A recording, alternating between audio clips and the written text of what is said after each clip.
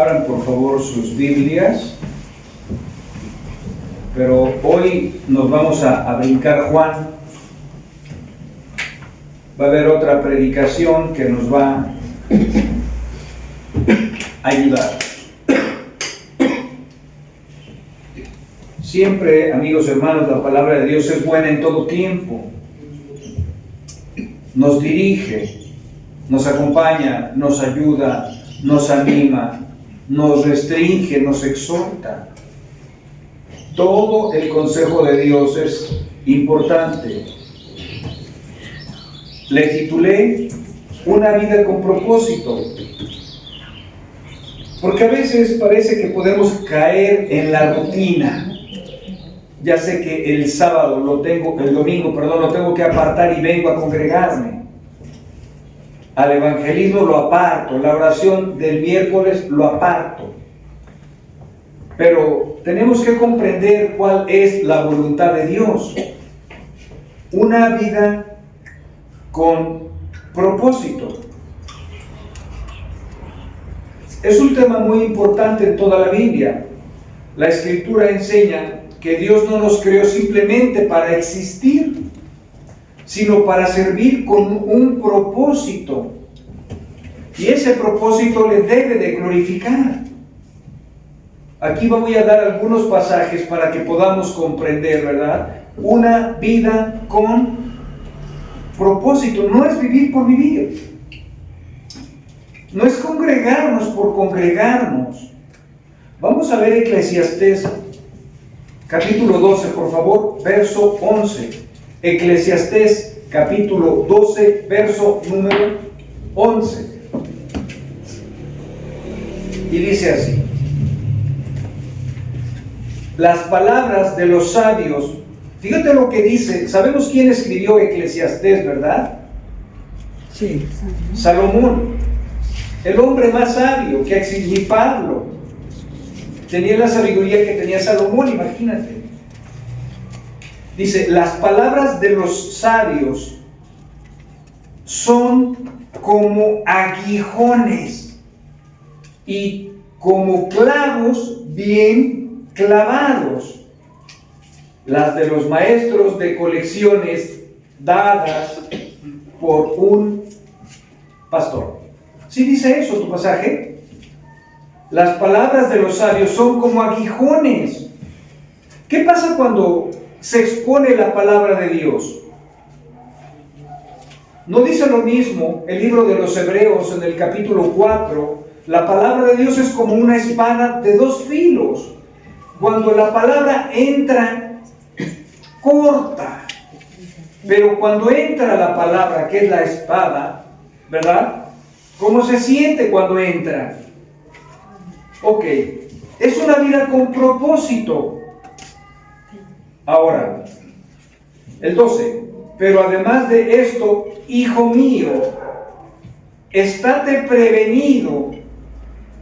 El hacer muchos libros no tiene fin, y demasiada dedicación a ellos es fatiga del cuerpo. Verso 13, que es nuestro pasaje. La conclusión, cuando todo se ha oído, es esta: teme a Dios y guarda sus mandamientos, porque esto concierne a toda persona. Fíjate lo que está diciendo el predicador, fíjate lo que está diciendo Salomón. No es una recomendación. Yo no conozco un pasaje en todo el consejo de Dios donde Dios haga recomendaciones.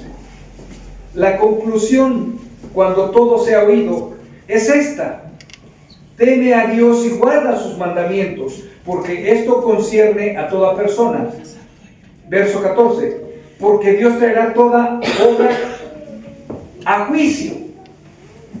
Dios traerá toda obra a juicio, junto con todo lo oculto. ¿Qué dice? Sea bueno y sea malo. ¿Cuántas cosas pueden estar ocultas en el corazón? ¿Cuántas veces podemos hacer cosas que aparentemente son buenas con intenciones malas? Fíjate, yo ayer estaba meditando en este mensaje, más bien en este pasaje, y me generó un temor como pocas veces me genera temor, porque Dios traerá toda obra a juicio, junto con todo lo oculto, será bueno, sea bueno o sea malo. ¿Cuántas cosas ocultas hay en nuestro corazón? ¿Cuántas cosas ocultas hay en nuestra mente? ¿Cómo deben de vivir los creyentes? Teme a Dios y guarda sus mandamientos. Es una vida con propósito. Dios salva a las personas no para vivir nuestras propias vidas. Tenemos mucha libertad en el Señor, pero dentro de la libertad tenemos que tener cuidado de hacer cosas que solo agraden a Dios. La vida encuentra su significado en conocer y guardar sus mandamientos, porque esto es el todo del hombre. Voy a leer Isaías 43:7. Isaías 43:7.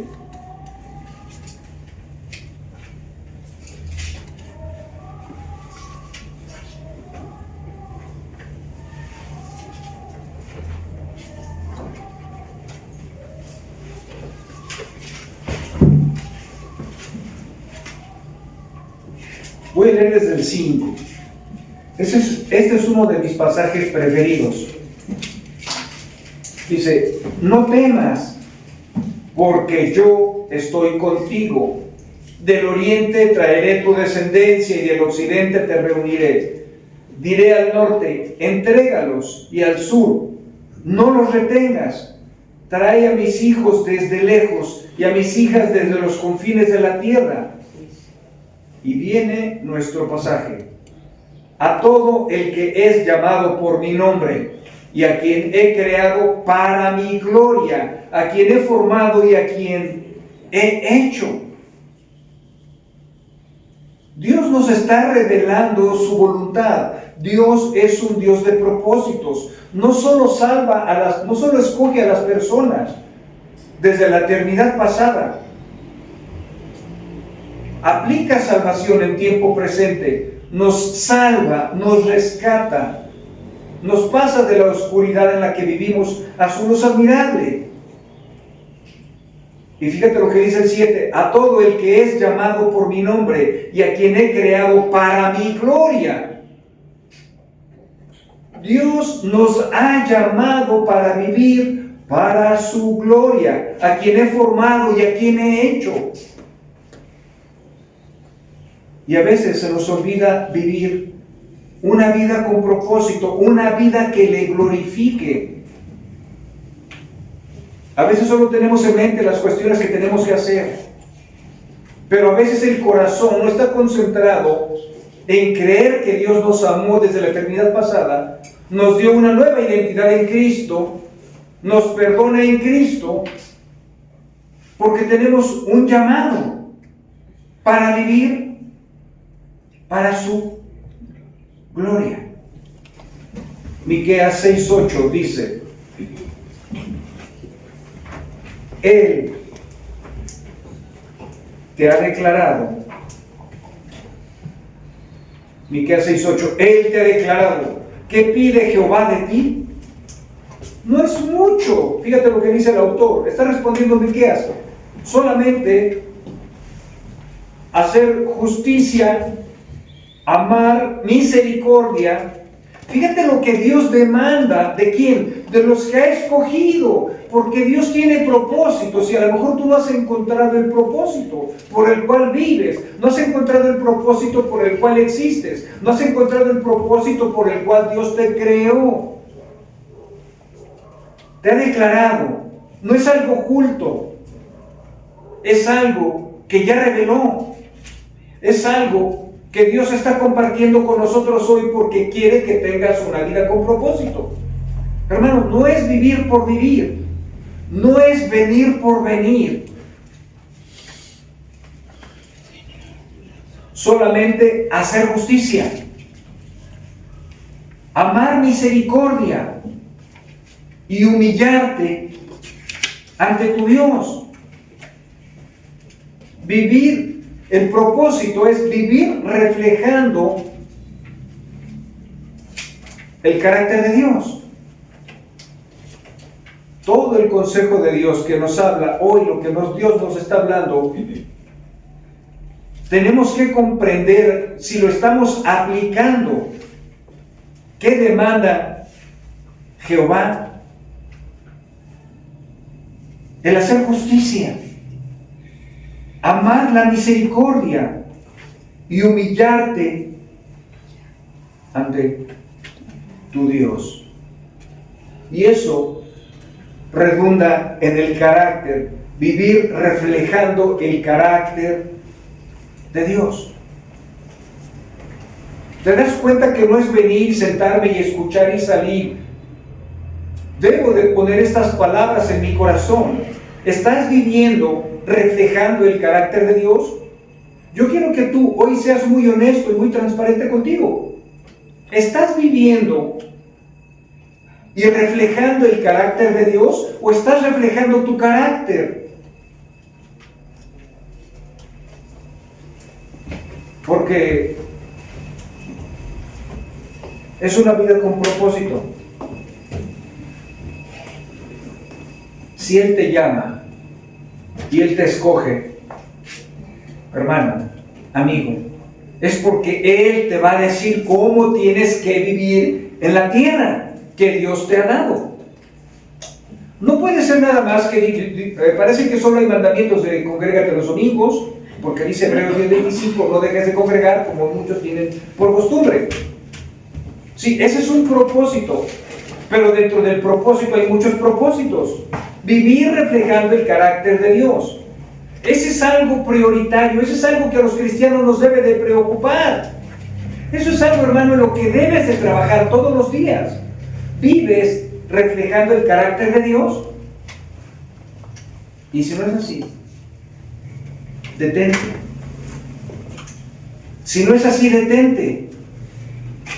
Examínate. ¿Por qué no estás viviendo una vida con propósito?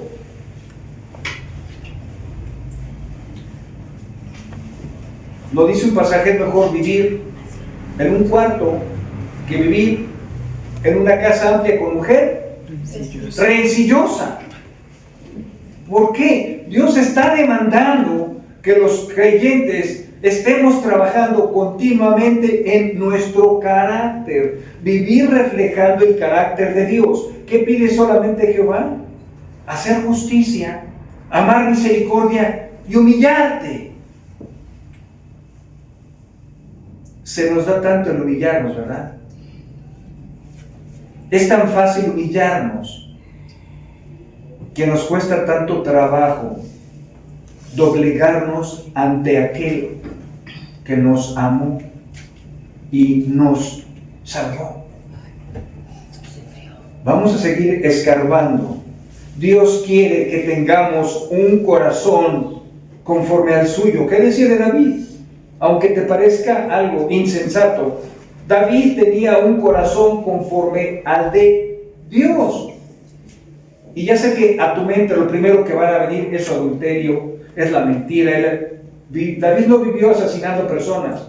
David no vivió mintiendo. David no vivió con la mujer de su prójimo. Tenía una vida con propósito. Ser rey para enseñarle justicia al pueblo y glorificar a Dios. Josué 24:15. Una vida con propósito. A veces se nos olvida y tú vienes y te congregas y te presentas delante de Dios. Pero fíjate lo que Josué estaba pensando. Yo y mi casa serviremos a Jehová. ¿Tú has pensado eso en tu corazón? ¿Tú tienes eso en tu corazón? ¿Decidir deliberadamente vivir para servir al Señor? ¿Estás promoviendo en tu hogar abiertamente ese propósito, ese deseo de vivir deliberadamente para servir al Señor? ¿O solo estás concentrado en ti, en tu hacerlo? ¿Te das cuenta que hoy el Señor nos está dando una vida con propósito? A veces amanecemos y ya sabemos lo que tenemos que hacer. Es hora de trabajar, me baño, me cambio, desayuno y ando corriendo por todos lados. Si ni siquiera nos paramos para darle gracias, porque si despertaste es porque Él lo permitió. Es porque Él guardó tu hogar. No es suerte, no es casualidad. Algo que el creyente se para y no piensa en ello es en el carácter. Los que batallamos con el carácter todos los días, tú no estás pensando en una vida con propósito para Dios. No estás pensando que tienes que regular tu carácter. No estás pensando que tienes que amar la justicia. No estás pensando que tienes que ser humilde. Te paras y dices, entro en acción inmediatamente a mis actividades. Entra la amígdala, la ansiedad, y tengo que hacer, y toda la vida es hacer. Pero no estamos pensando en hacer lo que a Dios le agrada, una vida con propósito. No estamos pensando desde que amanecemos, trabajar con nuestro carácter. A veces nadie te puede decir nada porque no amaneciste en un día favorable, ¿no? Y algo que alguien te pregunte te irrita inmediatamente, te impacienta, ¿no? Los primeros conflictos de la mañana. Es que no te escuché, pues háblame más fuerte, pues es que estás corriendo, ¿cómo quieres escucharme? Y se empieza el caos. Una vida con propósito. Podemos iniciar de una manera diferente, contemplando, vivir humildemente ante nuestro Dios. Yo creo que no hay una persona en el universo que se le olvide levantarse y recordar que tiene un propósito su Dios contigo. En el Nuevo Testamento también hay muchos pasajes que nos van a ayudar. En Juan 10:10, fíjate lo que Dios revela: yo he venido para que tengan vida. Oye, ya tenemos vida, pero Él no está hablando de una vida biológica. Él está hablando de una oportunidad, de una eternidad, de una esperanza. Yo he venido para que tengan vida. Pero fíjate lo que sigue narrando: y para que la tengan en abundancia. Una vida con propósito. Tú estás demostrando que tienes una vida en Cristo, una vida abundante, una vida alegre, una vida donde tu carácter va menguando y Él va creciendo en cada uno de nosotros. Porque a veces no nos damos cuenta que va creciendo la impaciencia, no nos damos cuenta que va creciendo el orgullo. No estamos viviendo alineados a la voluntad de nuestro Padre que está en los cielos. No podemos reflejarle de esa manera.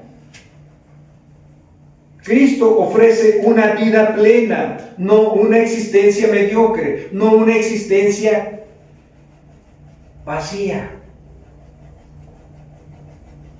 Dime qué persona, qué animal o qué planta no necesita la energía solar.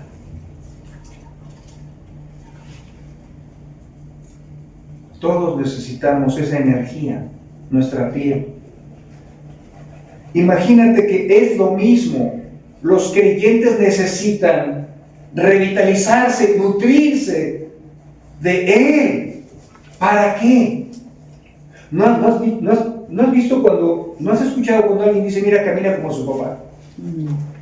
Se parece, tiene toda la cara del papá, toda la cara de la mamá. Los gestos, las muecas, el caminar.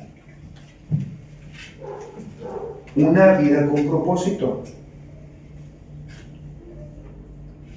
Ojalá y dijeran, cada vez la hermana, cada vez el hermano, cada vez el pastor se parece más a su padre.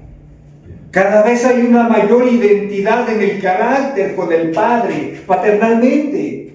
¿Recuerdan la predicación de hace 8 días de los fariseos? Decíamos, defendían, nosotros somos descendientes de Juan, de Abraham, y no nacimos de fornicación. Estaban muy indignados. Pero ¿por qué esas palabras no golpearon su conciencia y su corazón? Y Jesús les responde de una manera muy tranquila: si ustedes fueran descendientes de Abraham, las obras de Abraham harían, se parecerían más a Abraham, pero déjenme ayudarles. Ustedes se parecen más a su padre, el diablo. Ustedes no son hijos de Dios, son hijos del diablo. ¿Cómo vas con tu carácter? Una vida con propósito. Nos parecemos cada vez más, nos identificamos cada vez más en nuestros actos, en nuestros pensamientos. ¿Con Dios? ¿O con quién? Efesios 2:10. Porque somos hechura suya, creados en Cristo Jesús para buenas obras.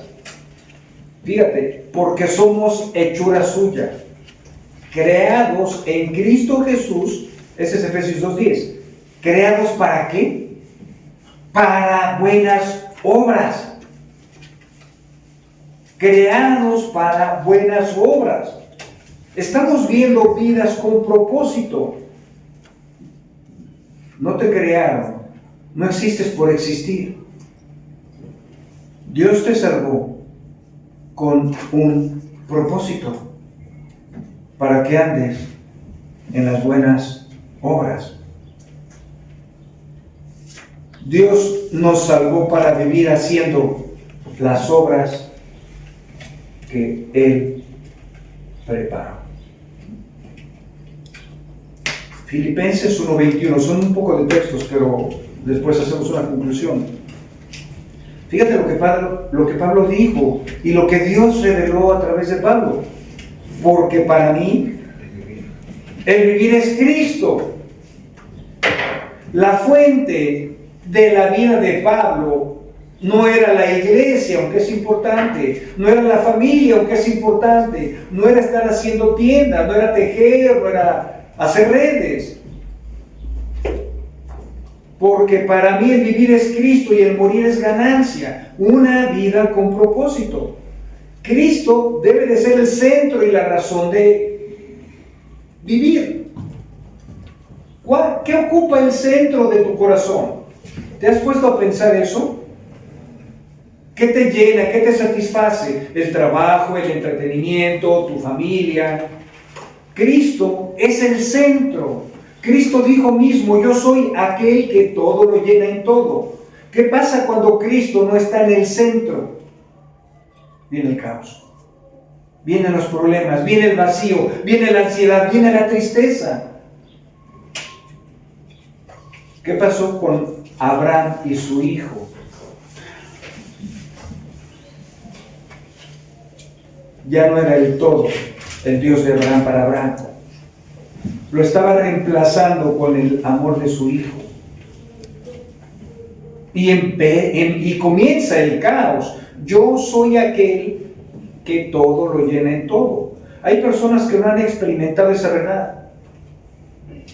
Y si Cristo no es el núcleo, no es el centro, hay infelicidad. Colosenses 3:17. Una vida con propósito. Y todo lo que hacéis, hacedlo todo en el nombre del Señor Jesús. ¿Cuál es el propósito? Cada área de la vida debe de honrar a Cristo. Ponte a pensar eso. Cada área. Fíjate lo que está diciendo el pasaje, ¿eh? Todo lo que hagas, hazlo en el nombre del Señor Jesús. O sea, cuando pecas, no dices voy a pecar en el nombre de Jesús, ¿verdad? No. Cada área de la vida debe de honrar a Cristo. Tú tienes que pensar si eso está sucediendo de esa manera. Si eso está pasando. Si estamos trabajando en ello, una vida con propósito. El todo no es venir, sentarte, congregarte, escuchar y mañana trabajar, las mujeres a la cocina y los hombres al trabajo, y el miércoles de oración, y el domingo vuelvo y me presento, escucho y me vuelvo un oidor olvidadizo y salgo igual, salgo sin un carácter que esté deseando parecerse más al Padre.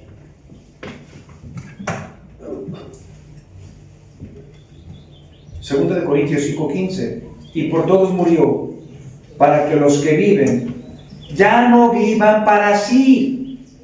Tú estás viviendo para tus planes y tus propósitos, ya no vivan para sí, sino para aquel que murió y resucitó por ellos. A veces el creyente deja de vivir para sí mismo y vive para Cristo, pero eso es lo contrario. A veces el creyente vive el día a día, solo vive para Él. Deudas, trabajo, comer. Pareciera ser el ciclo de la vida. Naces, comes, te reproduces y mueres. Es una vida con propósito. A veces estamos viviendo para nosotros mismos. A veces vivimos para nuestros planes. A veces vivimos para nuestro hedonismo, nuestros gustos.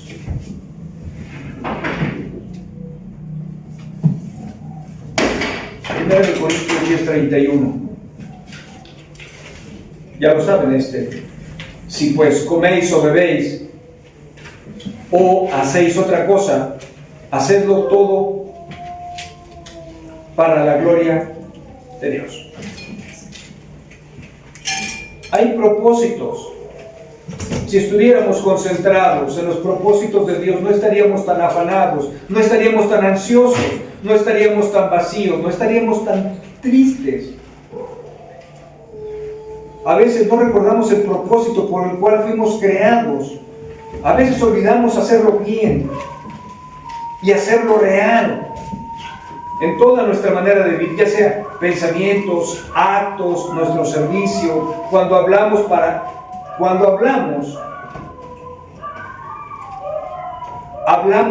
la gloria de Dios. Cuando hablamos para la gloria de Dios, porque a veces hablamos, pero no es para la gloria de Dios. A veces hablamos y no hablamos para la gloria de Dios. La murmuración no es para la gloria de Dios. La amargura no es para la gloria de Dios. Dice, o hacéis otra cosa, y todo lo que hacéis, hacedlo todo en el nombre del Señor Jesús. Pablo habló de un ejemplo muy claro. Dos personas tenían una fricción. Dos personas en el Nuevo Testamento tenían una rivalidad.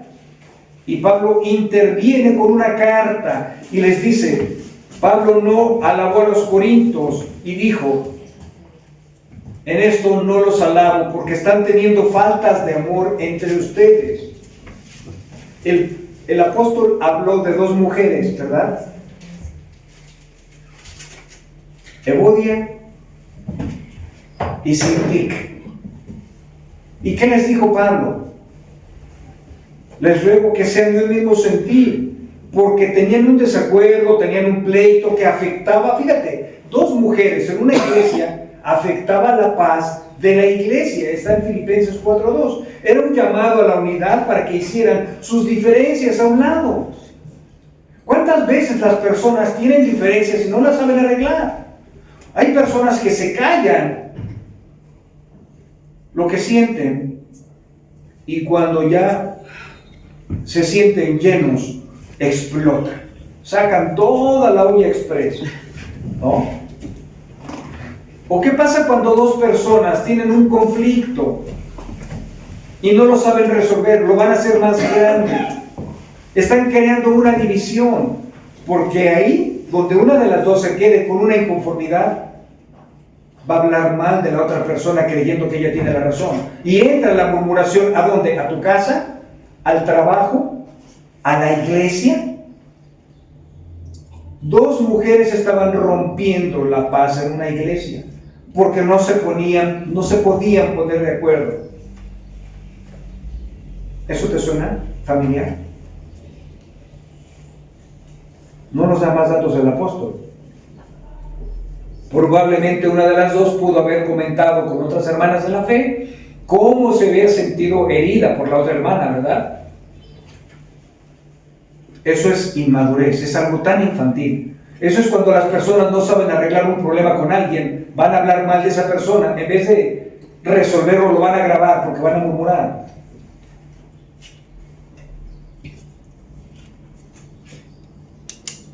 Cuando murmuramos, ¿lo hacemos para la gloria de Dios? Cuando permitimos nosotros la murmuración también, no eres inocente. ¿Lo haces para la gloria de Dios?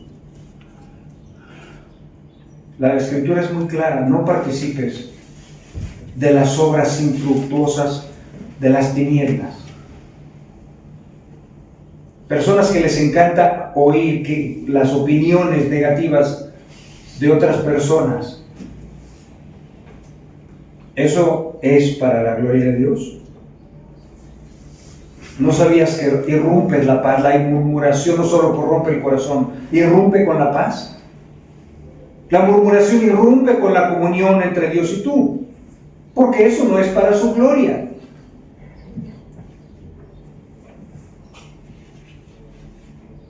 La Biblia enseña que la vida sin Dios termina siendo vacía, pero la vida en Cristo tiene un propósito eterno: glorificar a Dios, servir a los demás.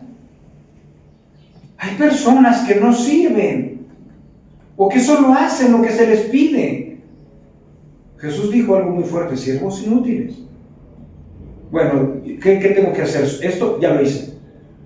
Y si veo los demás que están trabajando, yo ya acabé con lo mío. Una vida que glorifique a Dios. Eso lo hacen en todos lados. Cada quien hace lo que le corresponde entonces. Crecer en santidad. Tú no puedes crecer en santidad si no estás menguando en el carácter. Eso es imposible. No puedes decir: hermano, es que soy más santo que la semana pasada. A menos que estés trabajando con tu carácter.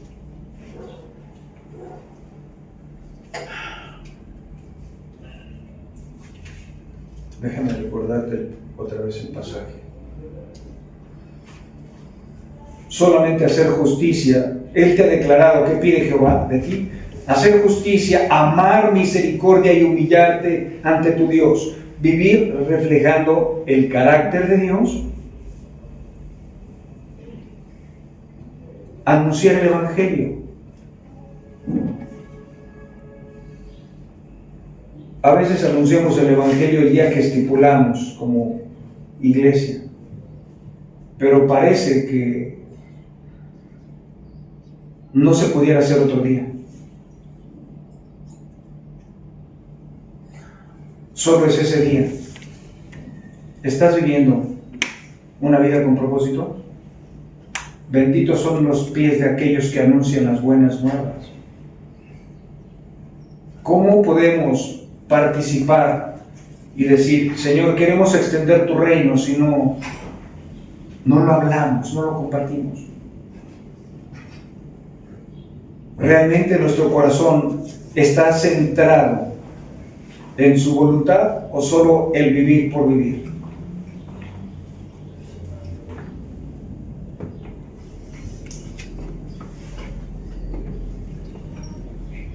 Llegamos a la iglesia y nos comportamos de maneras amables y nos damos un besito y un abrazo y un apapacho.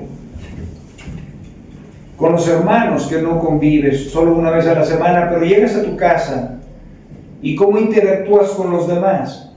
Aquí puedes pasar las faltas del pastor, del hermano del audio, de la guitarrista, de la alabanza, ¿no? Pero así pasas las faltas en tu hogar, o tu paciencia es tan escasa que luego llamas a mí. Un carácter que glorifique a Dios.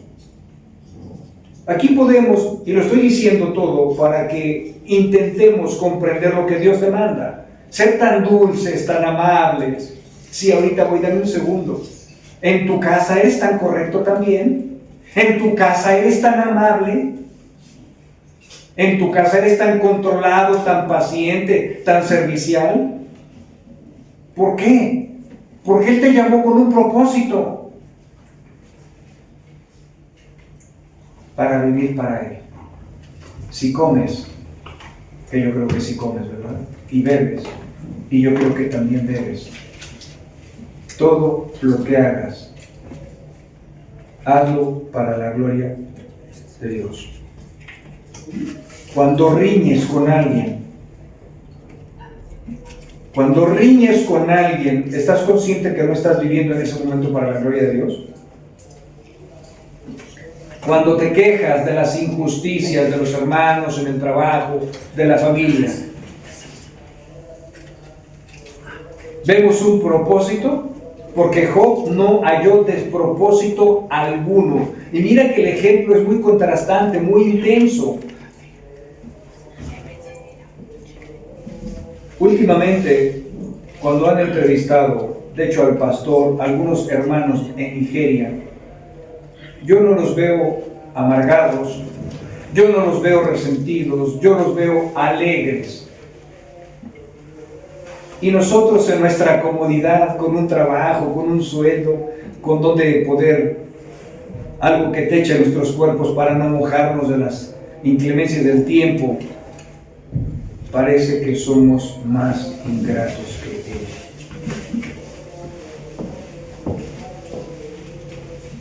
Ellos, su vida sí es más como la neblina. Hoy están adorando a Dios y mañana, y no saben si dentro de media hora van a llegar con el machete, con la gasolina, a matar a los niños, a violar a las mujeres. Por eso el hermano Paul Washer, cuando predicó en Estados Unidos, predicó con tanta intensidad, con tanta pasión, pero con tanta reprensión. Porque en Latinoamérica amamos a Dios de una manera tan pobre, tan escasa, sin pasión, sin entrega, que solo las personas se las pasan quejando de todo lo que los rodea. Ese es el propósito por el cual Dios te salvó, para estarte quejando de lo que no tienes, de lo que consigues, de lo que no has alcanzado. Pablo dijo, yo no creo que haya aquí una sola persona que haya padecido más que Pablo. Sé contentarme cualquiera que sea mi situación. ¿Tú estás viviendo de esa manera una vida que agrade a Dios? ¿O eres conocida o conocido por tus quejumbres? Eso es vivir para ti. Eso es no entender el propósito de Dios en la tierra. Cada quien tiene luchas, pero todos, hermanos, tenemos el mismo propósito: vivir reflejando la gloria de Dios a través de tu vida, a través de tu matrimonio. Mujer, si estás casada, debes de sujetarte a tu marido. Y a veces eso les cuesta tanto trabajo a las mujeres. Y sacan 400 justificaciones. No te molestes, hermana, conmigo, nadie te las preguntó. Tienes una autoridad, aunque sea un pecador irreparable, de vivir para la gloria de Dios. Y los maridos igual.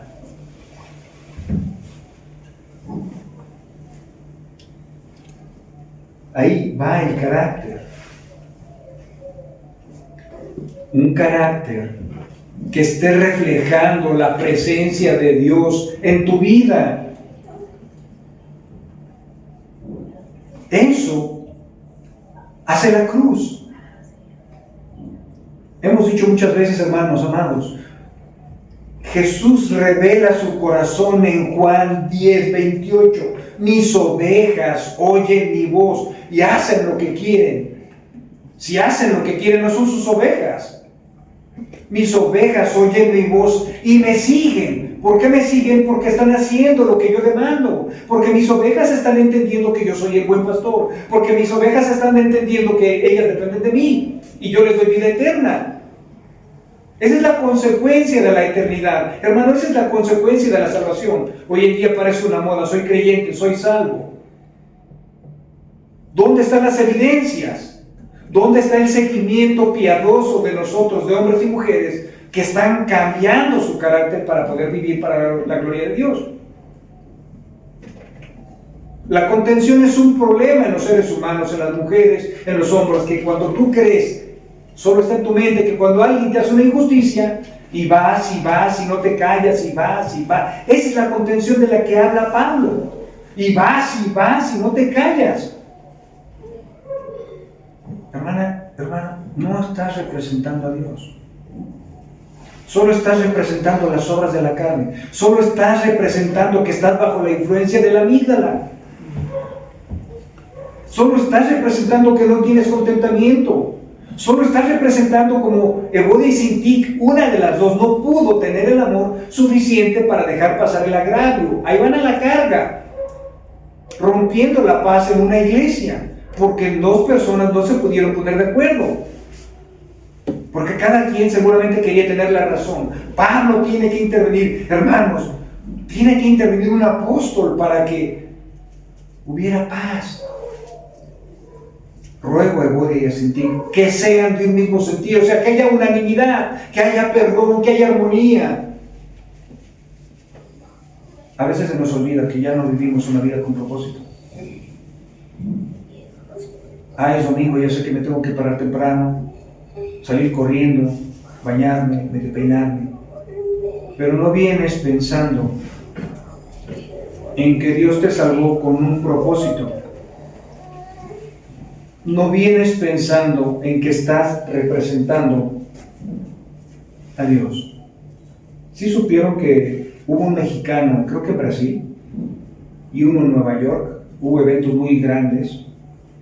Y no sé, no me acuerdo el dato, no sé si en Brasil o en Nueva York, un mexicano estaba orinando una estatua.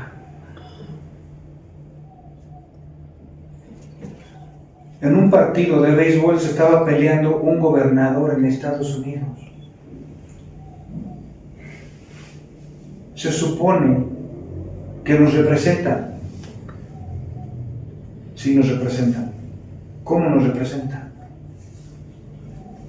¿Cómo se ve que un funcionario público vaya a hacer desmanes a otro país? Es una vergüenza. No sé si tú piensas, imagínate un cristiano que debe de vivir representando a Dios, que sea conflictivo, que sea problemático, que sea amargoso, que sea impaciente. No está entendiendo que tiene una vida con propósito. ¿Cómo se ve eso en un cristiano? Si en un funcionario que no es cristiano se ve pésimo. Jugadores, fíjate, no sé si fue la FIFA y no me interesa, pero creo que sí, que 2 noches antes de un partido, no fue en este evento que acaba de pasar, se fueron a un bar a beber y acabaron en el hotel metiendo, no sé si eran prostitutas o chicas que fueron al bar a beber, y ahí salió a la luz que algunas esposas se enteraron que sus maridos eran infieles. Imagínate que los jugadores de México, que van a representar a México a otro país, hagan eso. ¿Cómo se ve? Embriagándose, con mujeres. Imagínate cómo se ve un creyente que dejó de lado la carrera de la fe y no está viviendo con el propósito de amar, servir y adorar a Dios. A través de tu carácter, a través de tu servicio, a través de tu paciencia, a través de tu amor, a través de que Cristo sea el todo en tu vida. ¿estamos viviendo así una vida con propósito? ¿O solo estamos haciendo las cosas en automático, sin fruto, estériles? Voy a volver a leer para cerrar con Eclesiastés. Eclesiastés 12.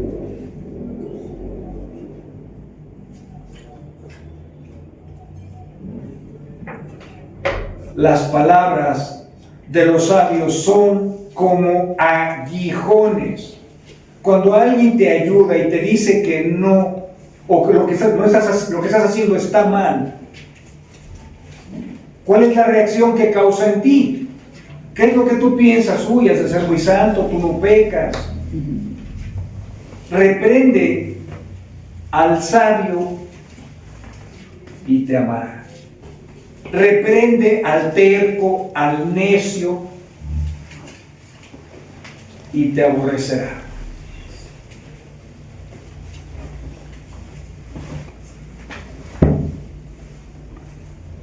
Ahí hablamos de la humildad. Cuando no recibimos la exhortación, dice la Biblia, la reprensión de un santo es como un bálsamo, como algo que cura, como algo que ayuda. Imagínate que vayas caminando descuidado y despistado en tu teléfono, ¿no? Ahí vas en la calle, tin, tin, tin, y de repente alguien te diga, oye, ten cuidado porque ahí a 3 pasos está un hoyo, y te molestes. Pues ya lo sé. ¿Ya lo habías visto? No. Entonces, ¿por qué te molestas? Solo te estoy previniendo de que te cause un daño. ¿Qué verías en esa persona que le estás diciendo que está haciendo las cosas mal? Insensatez. Cuando alguien nos dice que estamos haciendo las cosas mal, es porque hay amor, debe de haber humildad, debe de haber eco. Ese es el carácter piadoso que Dios debe de ir formando en cada uno de nosotros. Las personas a veces se lo toman tan personal. Una vida con propósito. Cuando Pablo reprende a Pedro, ¿viste alguna interacción pecaminosa en Pedro? ¿Viste una amargura? ¿Viste algún signo de superioridad? A ver, cálmate, ¿tú qué me dices? Yo soy el primero de los apóstoles, yo soy el cabecilla. No. Pedro sabía, porque era un hombre maduro, un hombre de Dios, que no era para avergonzarlo. Ya había contaminado a otros con su hipocresía, y eso no lo iba a consentir ni a permitir el apóstol Pablo. Una vida con propósito. Hoy en día en las iglesias hay todo menos celo por las cosas sagradas. Hay permisibilidad, hay mundanalidad, pero no hay celo por las cosas sagradas, porque nadie quiere meterse en problemas. Nadie se quiere meter en problemas. Te ha de importar mucho tu reputación, más que la reputación de Dios. Una vida con propósito.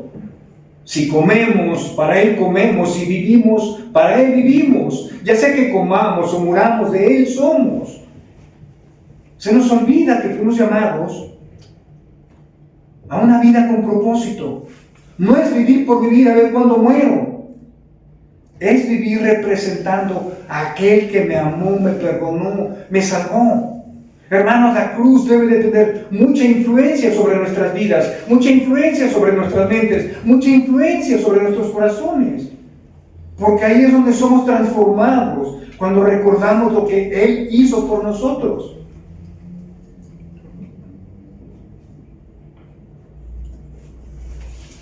Que no se nos olvide que Dios nos salvó con el propósito de representarlo. Hermano, te hago una pregunta que yo me la he hecho. ¿Cómo lo estás representando? ¿Cómo lo estás representando?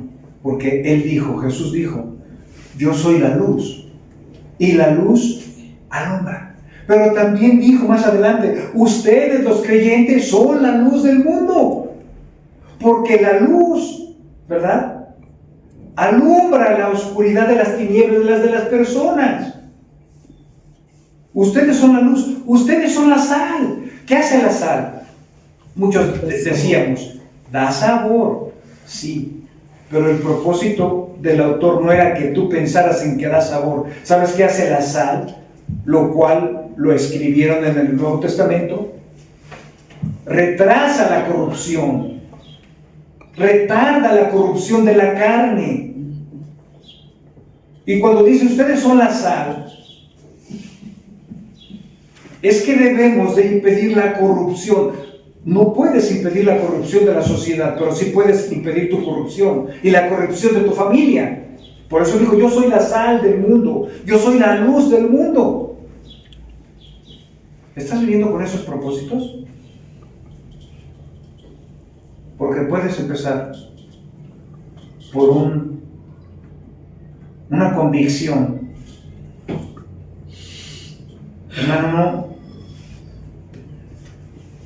Las iglesias no trabajan para los pastores. Si es así, creo que te engañaron. No trabajas para quedar bien con el pastor, para que no me regañen. Si vives o mueres, que sea para la gloria de Dios. Si eso no te incentiva, no te motiva, no va a haber nada en el mundo que lo haga. Si la cruz de Cristo no es suficiente para ti, que los demás sigan viendo tu pobreza espiritual, tu falta de entrega, tu falta de pasión, tu falta de celo, tu falta de amor por la iglesia. Porque yo he venido para que tengan vida y vida en abundante. Y si eso no lo ven en ti, ¿no te has puesto a pensar que no tienes vida? Esa vida que Jesús prometió. Una vida abundante en Él, en su gracia, una nueva naturaleza. Si ya te dieron una nueva naturaleza, hermano, que los demás lo vean. Que cada persona que se relaciona con nosotros pueda ver en nosotros esa nueva naturaleza. No estamos hablando de hombres perfectos, mujeres perfectos, que nunca vamos a fallar. Deben de ver hombres que fallan, pero hombres que viven para la gloria de Dios, cambiando lo que están haciendo mal. Hombres que reconocen, hombres que se aprenden a humillar delante de un Dios santo.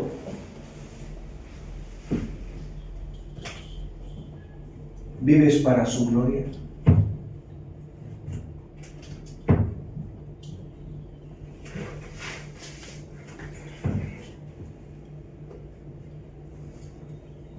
Pablo dijo, ojalá tuvieran celo de Dios, donde el pecado sea lo único que no se permita en una iglesia, no importa si es grande o pequeña.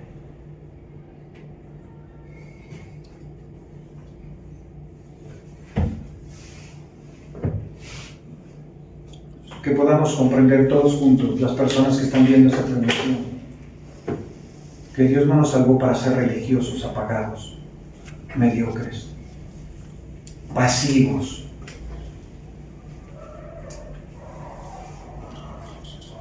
Que nos aliemos con las tinieblas. No participes de las tinieblas. Repréndelas. Para eso te salvó. Para eso te salvó, no para que vengas y te sientes y escuches y sigas viviendo como has vivido, una vida con propósito, una vida que glorifique. Si tú dices, Él es mi Padre, hermano, queremos ver las evidencias paternales en ti, un estilo de vida apegado al carácter cristiano. Si no podemos ver eso es porque tu Padre no es Dios. Tienes otro padre que te has engañado muchos años. Tienes una paternidad que no quieres aceptar porque te pareces más al otro que al de arriba. ¿A quién te pareces más? Mira, parecía algo chusco, pero el niño una vez nació un niño en un lugar, estaba el padre y la madre, y de repente llega el tío, ¿y qué crees? Así tan pequeño el niño, como que a alguien se le ocurrió ver al tío y ver al niño y se parecía más al tío que al padre. hay una duda razonable. En ti hay una duda razonable. Si tú dices, mi paternidad es Dios, soy de Dios, es porque te pareces a Él y los demás lo ven. Pero si vemos lo contrario, es que tu paternidad no viene de Dios, viene de alguien más. No es de Dios. El que es de Dios, las obras de Dios hace. El que no es de Dios, no puede hacer las obras de Dios. Está imposibilitado. Es como si le dijeras a un niño de 6 años, súbeme este bulto al segundo piso, nunca va a poder. Hermano, es muy fácil decir yo soy salvo. Hermano, es muy fácil aprenderte la doctrina. Él perdonó mis pecados. Pero como ya estamos un poquito más entendiendo las doctrinas, ahora nos enseña la Biblia que la soteriología, la salvación, va acompañada de evidencias. Mis ovejas oyen mi voz y me siguen. Lo siguen como una evidencia de una salvación genuina y verdadera. Quiera Dios, hermanos, que este mensaje, como dice Eclesiastés, que el predicador haya traspasado como clavo tu alma y te sientas tan incómodo y tan avergonzado que quieras corregirlo y remediarlo y volver a ir a la cruz donde te fueron perdonados tus pecados y des evidencias de tu paternidad. Y si no puedes, es porque tu paternidad no está en Cristo, está en el otro equipo, en el otro lado. Pero aunque esté en el diablo, tu paternidad, hoy tienes la oportunidad y la esperanza de ir corriendo a la cruz de Cristo para que te salve, te perdone y ahora sí te parezcas más a Él y no al otro. Es muy fácil decir, somos descendientes de Abraham, demuéstralo. Pues no podemos, claro, porque no son de Abraham. Su paternidad está en el diablo. Hermano, ¿a quién te pareces más? ¿A quién se parece tu carácter? Porque yo he venido para que tengan vida y vida en abundancia. Yo he venido para que ustedes sean la luz. ¿Eres la luz verdaderamente? ¿O contribuyes a la oscuridad?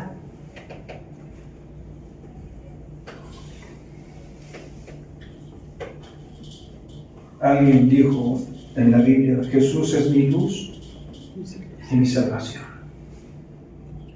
Hermanos, ahora le toca a esa persona que dijo eso demostrar las evidencias de lo que él abraza, de lo que él cree. Y si no puedes, acuérdate de mí, es porque no has sido liberado de tus pecados. El que peca es porque es esclavo del pecado y no queda en la casa.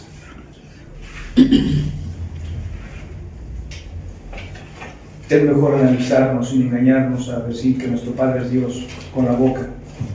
Jesús dijo, ustedes me adoran, me alaban con la boca, pero no estoy en su corazón. No estoy donde debo de estar gobernando. No estoy donde debo de estar reinando en tu vida. Si Él está reinando en nuestras vidas, va a haber evidencia. Nadie te va a preguntar si de quién eres hijo. Pero si hay dudas en tu caminar, te vamos a preguntar. Oye, como que a veces tu paternidad no está muy clara.